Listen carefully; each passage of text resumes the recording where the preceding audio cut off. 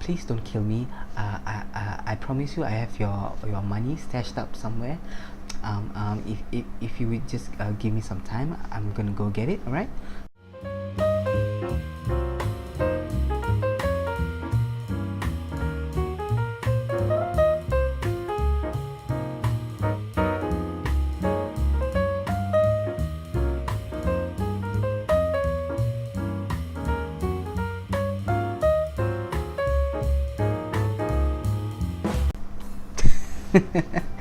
Alright, I'm so sorry for my terrible impression of Jason Bateman.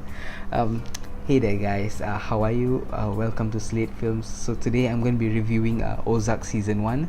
So, Season 2 was released a couple days ago, and in preparation for that, I binged the entire first season in one day. 10 episodes and an hour runtime for each episode, so yeah, I need to get a life. What? It was a long weekend, alright? And I had nothing better to do, so why not, right? I mean, but seriously, though, I'm really into these crime drama shows. I mean, I just can't get enough of them.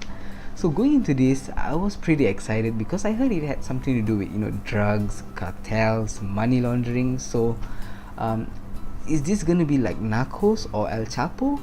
Well, I hope so.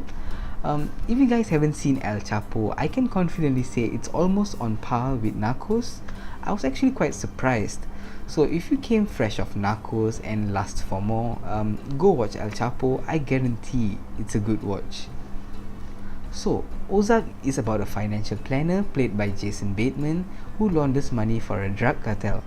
But things go south, shit happens, and now Bateman has to find a way to launder a large amount of money for the cartel. So Bateman, his wife, daughter and son, who happens to be the actor who played Matt Murdock's younger self in Daredevil, has to relocate to the Ozarks. So, if you don't already know, the Ozarks is actually a region that covers a significant portion of northern Arkansas and southern Missouri. Um, it's actually a really beautiful place. It's like the perfect getaway spot. So, in his quest to launder money, he runs into a few problems, and keep in mind, he has a time limit to launder this certain amount of money, otherwise, his family could be at risk. So, of course, there are a few main subplots that are given attention to in this show that eventually ties in with the main plot. Now, if you go into this show expecting something like Narcos or El Chapo, with car chases, roof chases, or the cartel versus the law, then I'm sorry to say you're going to be disappointed. But does that mean it's a bad show? No, not at all. I mean, it almost feels like a soap opera, but with some crime elements stuck in there. Jason Bateman is the exec producer for this show, and he did direct 4 episodes. So you could say he was heavily involved in this production. To me, Bateman has always been that alright actor.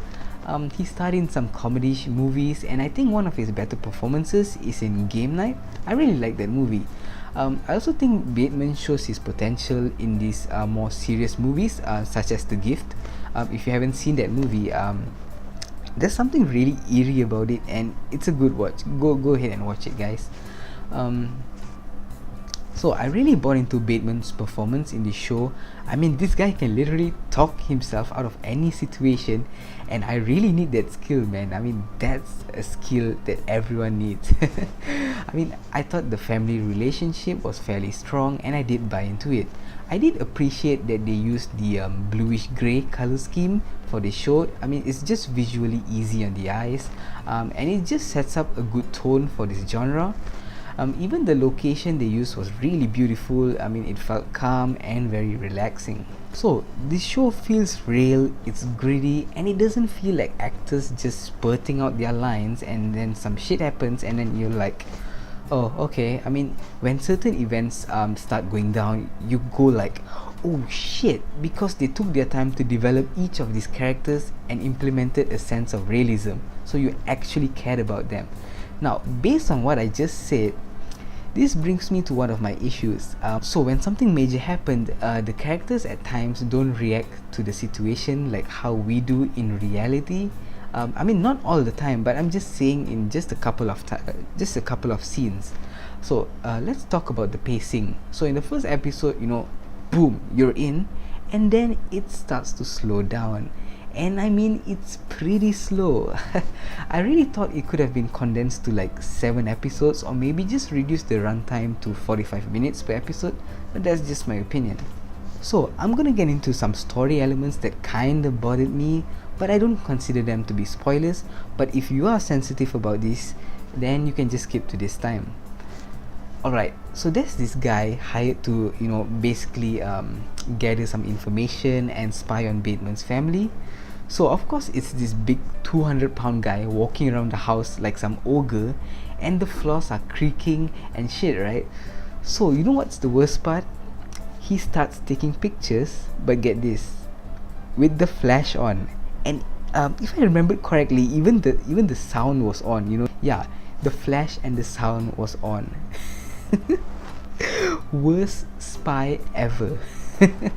Like, okay, even the house is like made up of like a see-through glass. Like the entire first floor is made up of see-through glass, so like someone from a mile away could see that someone broke into the house, and it's so Jason Bateman's daughter in this show, Charlotte, has a love interest. So you wanna guess what the guy's name is? Just guess. Zach. Yep, Zach. Of course it's Zach. I mean, why couldn't it be like Troy or John or Chad? I mean, to be fair, he did kind of look like a Zach. I mean, you tell me. Alright. I don't know why small details like this kind of bother me, but it is what it is, guys. So I did enjoy the show despite some pacing issues and some other minor issues that I'm kind of just nitpicking at this point. Bateman gives one of his better performance here, so all in all, a pretty solid entry. I'm gonna give season 1 of Ozark an A-. Oh, by the way, do not watch this show in front of your parents or any kids, because there's a lot of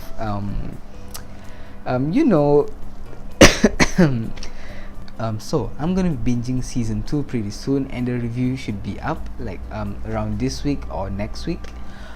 So guys, thanks again for tuning in, and if you did like my review, please hit that subscribe button so you don't miss my future videos. I'll see you guys pretty soon. Ciao.